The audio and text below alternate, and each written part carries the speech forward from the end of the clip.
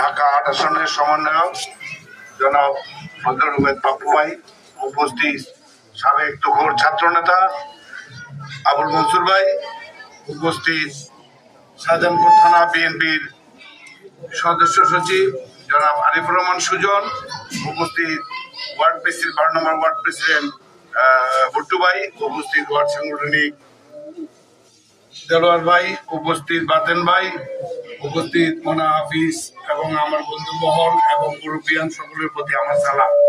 আপনারা জানেন উপস্থিত কেন্দ্রীয় বিভিন্ন নেতৃবৃন্দ সবার প্রতি আমার সালাম ও শুভেচ্ছা।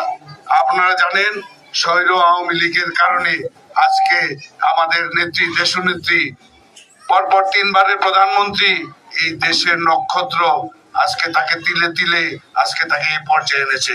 এই আওয়ামী সরকার তাকে স্লো পয়জন দিয়ে আজকে আমাদের কাছ থেকে তাকে দূরে সরিয়ে নিতে চায়। তো আমরা হুঙ্কার দিয়ে বলি, এই বাংলার ঘরে ঘরে মানুষ আল্লাহর উপর তার জন্য দোয়া করতেছে, তার জন্য কান্নাকাটি করতেছে। সবাই আমার বিশেষ অনুরোধ, সবাই মনের অন্তরস্থল থেকে আমাদের দেশনেত্রী বেগম খালেদা জিয়ার জন্য দোয়া চাইবেন। আল্লাহ যেন তাকে সুস্থতা নসিব করে আমাদের মাঝে ফিরে আসতে পারে, সেজন্য সবার প্রতি অনুরোধ রইল। ওকে, আসসালামু আলাইকুম রহমতুল্লাহ।